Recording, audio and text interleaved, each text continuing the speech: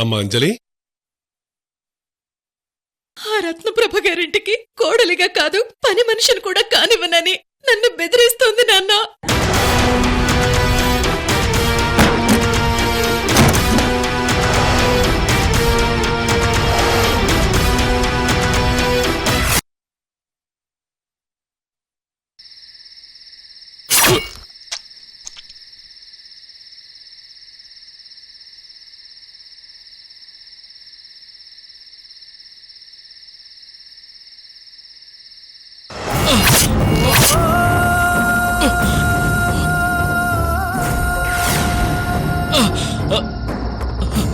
ఎవడ్రా నీకు నాన్న?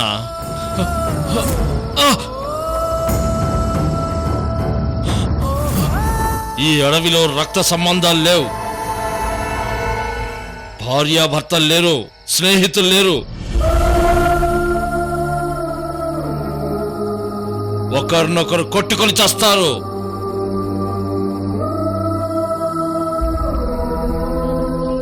అంతా మాయ, ఈ సమాధి మాయ.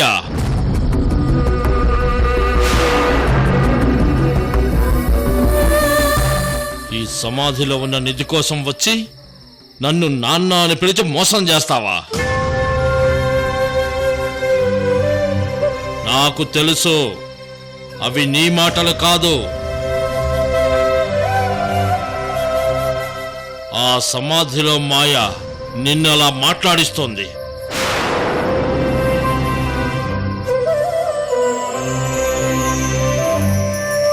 సమాధి తెరిచిన నీకు చావే శిక్ష.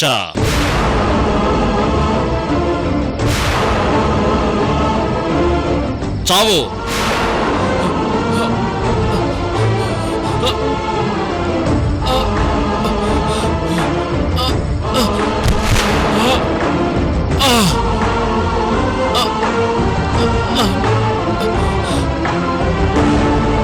ఇదిగో అమ్మాయి, ఇక్కడే ఉంటే నీ ప్రాణాలు పోతాయి. రానా వెంట.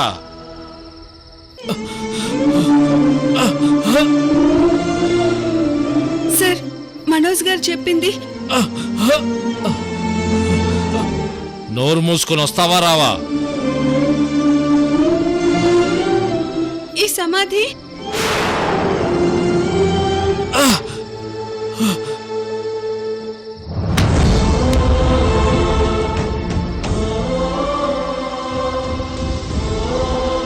నిన్ను రోడ్డు మీద వదిలి నేను మళ్ళీ వచ్చి ఈ సమాధిని పూడుస్తాను. ఆడవాళ్ళు ఇక్కడ ఉండకూడదు. త్వరగా రా.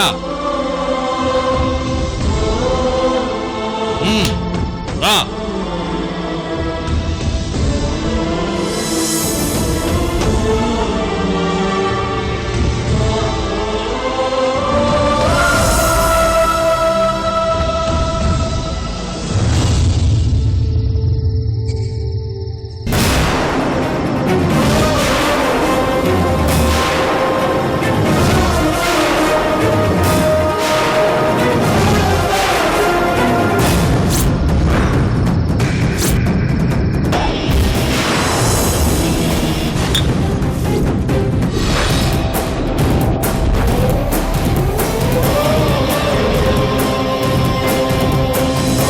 నాయక్, మీరిక్కడ?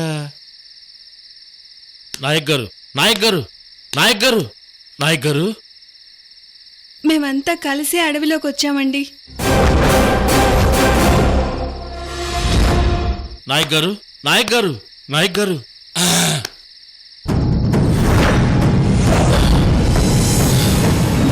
నాయక్ గారు. రాజగోపాల్, నువ్వు? నేను రాజగోపాల్ని. నువ్వేంటి ఇక్కడ ఉన్నావు? రాజగోపాల్, నీ కొడుకుని చూసావా?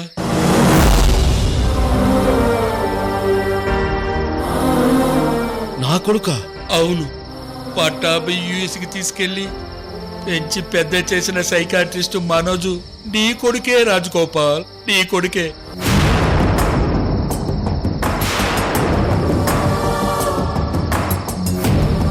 ఏంటి నాయక్ నువ్వు చెప్పేది? 1 minute.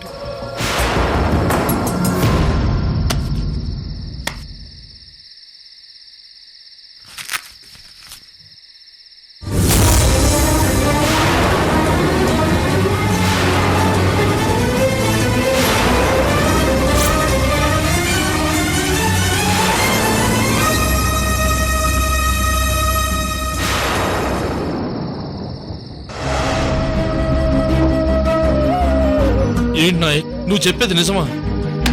అయ్యో, నీకోసమే నీ కొడుకు అడవికి వచ్చాడు రాజగోపాల్, అడవికి వచ్చాడు. అయ్యో భగవంతుడా, నా బిడ్డ నా చేతులతోనే చంపేశాను.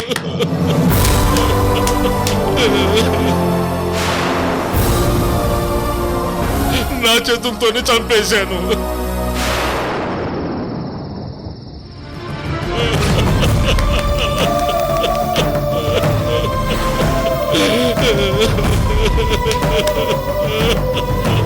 చంపేశావా? అవును. అయ్యో, నా చేతులతోనే చంపేశావా? అదిగో మన దేవుడి దేహాన్ని చూడండి, దేదీప్యమానంగా వెలిగిపోతోంది.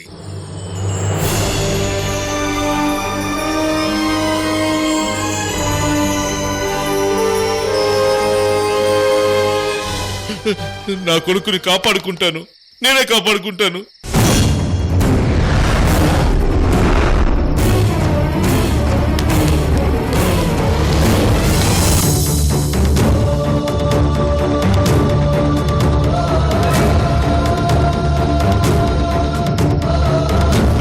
మనోజ్,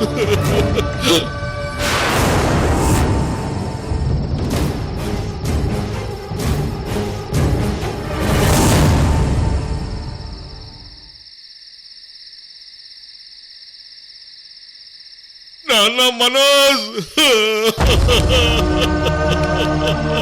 నాన్న మనోజ్, నాన్న మనోజ్, నాన్న మనోజ్, నాన్న మనోజ్.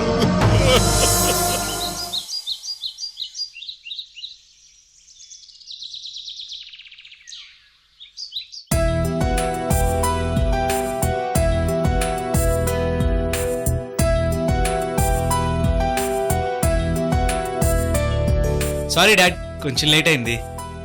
సరే, ముందు కాఫీ తీసుకో.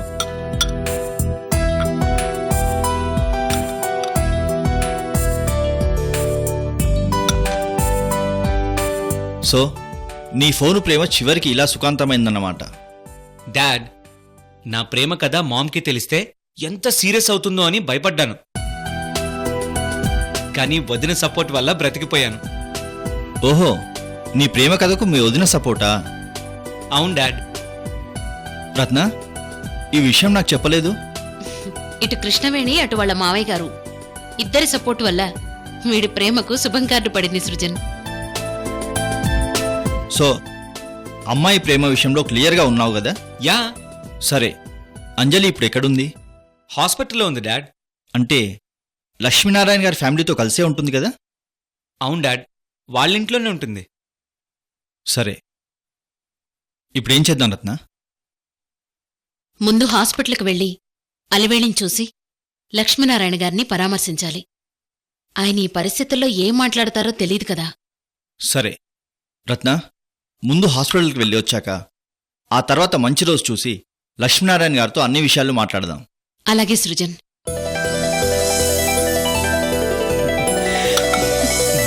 Thank you dad. Thank you mom. నేను వెళ్ళొస్తాను. ఎక్కడికి అరవింద్? మామ్, వదిన నైట్ హాస్పిటల్లోనే ఉంది కదా, ఇంటికి తీసుకొస్తాను. సరే, మీ వదిన్ని తీసుకొచ్చాక మేము హాస్పిటల్కి వెళతాం. అలాగే మామ్. బాయ్. బాయ్ నాన్నా.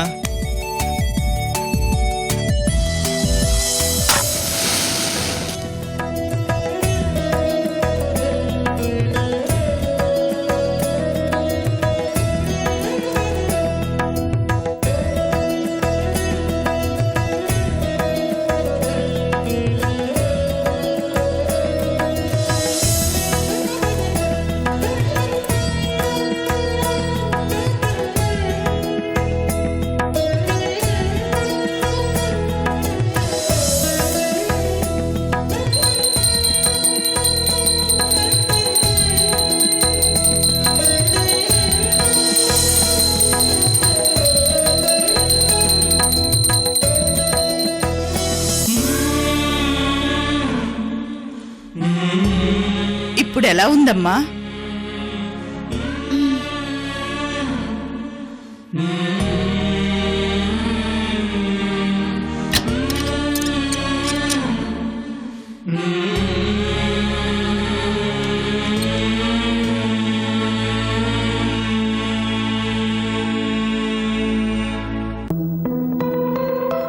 అక్క నువ్వు త్వరగా కోలుకోవాలని పూజ చేసి తీర్థం తీసుకునొచ్చాను.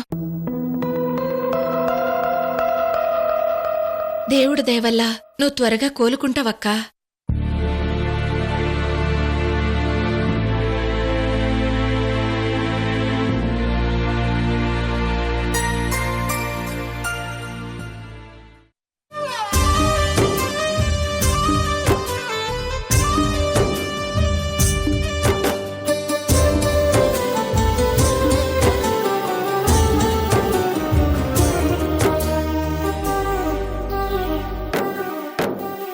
కంటి ముందు సాగుతున్న కథ ఒకటి, గుండెలోన దాగి ఉన్న వ్యధ ఒకటి. Good morning.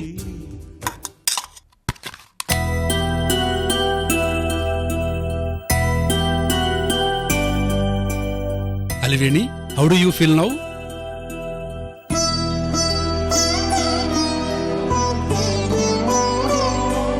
మీరు బయటికి వెళ్ళండి ప్లీజ్.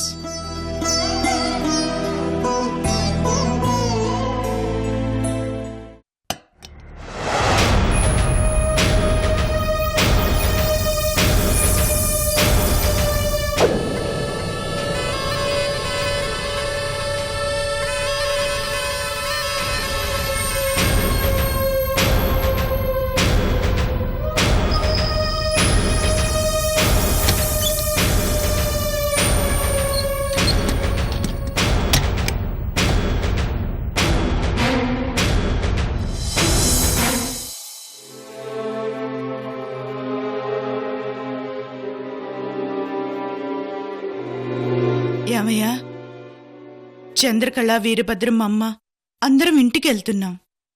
సరే లక్ష్మి, నేను హాస్పిటల్లోనే ఉంటాను, మీరు వెళ్ళండి. సరేనయ్యా, నీకు అంజలికి భోజనం క్యారేజీ తీసుకొస్తాను. ఎందుకు లక్ష్మి, ఇక్కడ క్యాంటీన్ ఉంది కదా. ఈ క్యాంటీన్ భోజనం ఒక్కరోజు కంటే ఎక్కువ తినలేం నాన్నా. సరే లక్ష్మి, నువ్వు వెళ్ళు. ఉమ్.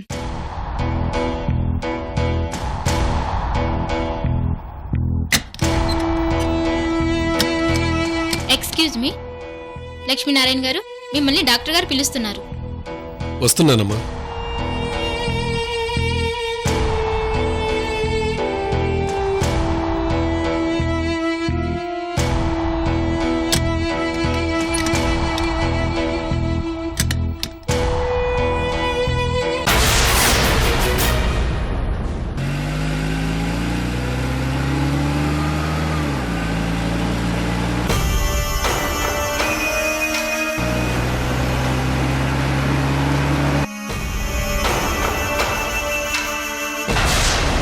నేను 6 గంటల్లో హాస్పిటల్ దగ్గరికి వస్తాను. అప్పటి వరకు నువ్వుంటే నిన్ను హాస్పిటల్ నుంచి పైకి పంపిస్తాను. అరవింద్ని ప్రేమించింది నువ్వు కాదని నా దగ్గర పక్కా ప్రూఫ్స్ ఉన్నాయి. ఆల్రెడీ నీ కౌంట్ డౌన్ స్టార్ట్ అయింది అంజలి.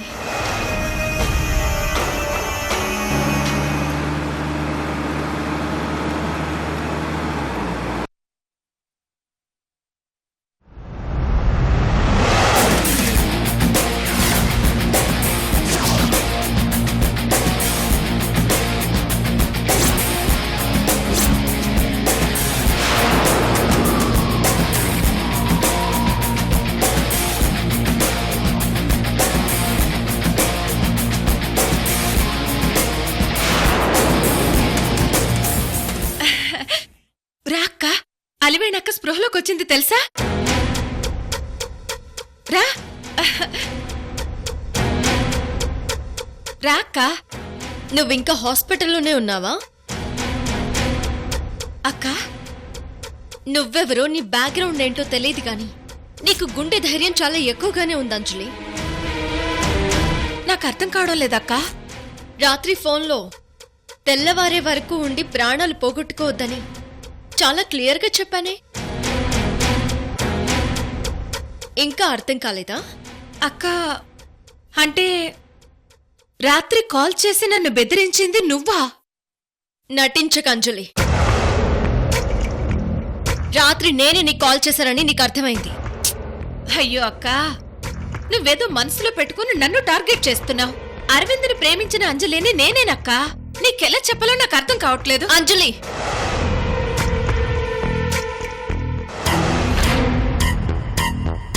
నేను అర్థమయ్యేలా చెప్తానమ్మా.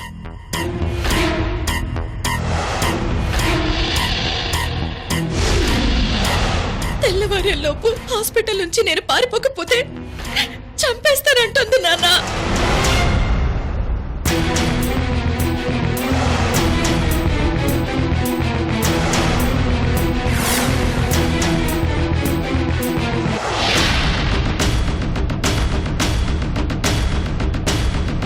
అమ్మా అంజలి, నువ్వేం కంగారు పడకు, నేను మాట్లాడతాను.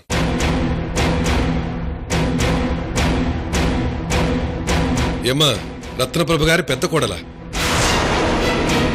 నీ గురించి నువ్వేమనుకుంటున్నావు? రత్నప్రభ గారింటికి కోడలయ్యే అర్హత నీ ఒక్కదానికే ఉందనుకుంటున్నావా? నువ్వా జమీందారి ఇంటికి కోడలు ఎలా అయ్యావో, ఏం ఆశించి ఆ ఇంట్లో అడుగు పెట్టావో నాకు తెలుసు.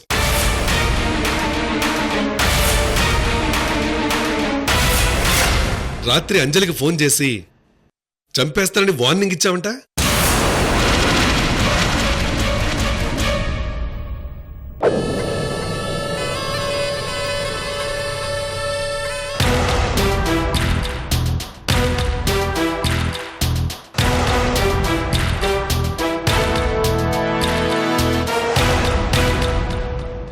తెల్లవారేలోపు హాస్పిటల్ నుంచి పారిపోమ్మని బెదిరించావంట.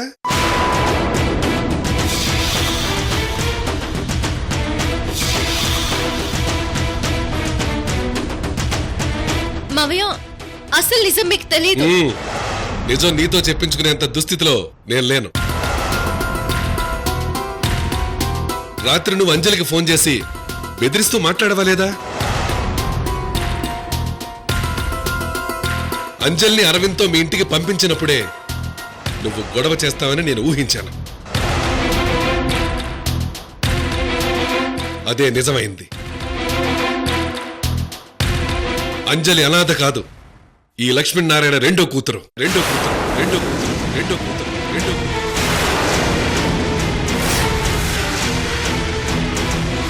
నీలాగా మనుషుల్ని నమ్మించి నిలువున మోసం చేసే స్వార్థం,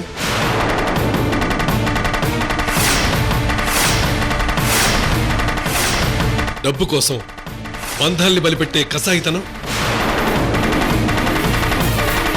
సుఖాల కోసం మనుషుల్ని ఏమార్చే మోసకారితనం నా బిడ్డ అంజలిలో లేవు.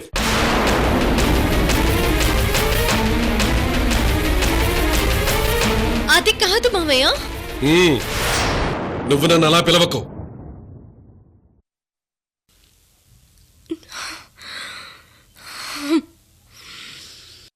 మిస్టర్ లక్ష్మీనారాయణ గారు, మిస్టర్ లక్ష్మీనారాయణ గారు, మిస్టర్ లక్ష్మీనారాయణ గారు, మిస్టర్ లక్ష్మీనారాయణ గారు. ఇక్కడ ఎవరు పనిగట్టుకుని తప్పులు, మోసాలు, ద్రోహాలు చేయడం లేదు.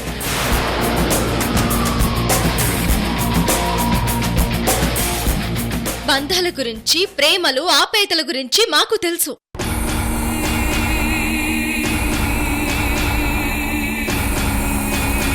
నేను తప్పు చేశానో మోసం చేశానో ఇప్పుడు అనవసరం.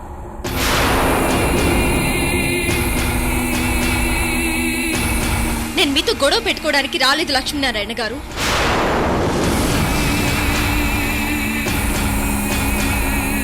మన గతం గురించి గుర్తు చేసుకుని ఎవరు కరెక్టు ఎవరు తప్పు అని డిస్కస్ చేయడానికి కూడా రాలేదు లక్ష్మీనారాయణ గారు. మరైతే ఈ అమ్మాయిని ఏ హక్కుతో మీరు బెదిరించినట్టు కృష్ణవేణి గారు?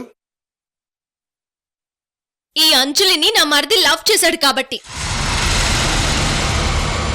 ఆ అమ్మాయి మంచిదా కాదా అని తెలుసుకునే హక్కు వదినగా నాకుంది లక్ష్మీనారాయణ గారు. ఓహో, మరైతే మీ దగ్గర ఏ సాక్ష్యం ఉందని ఈ అమ్మాయిని అనుమానిస్తున్నారు? సాక్ష్యం ఉంది. ఆలస్యం ఎందుకు? ఉంటే చూపించండి.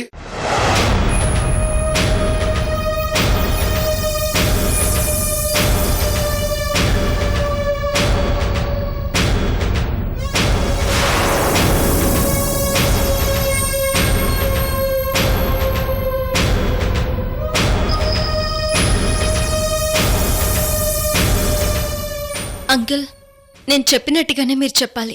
అలాగేనమ్మా. రండి అంకుల్.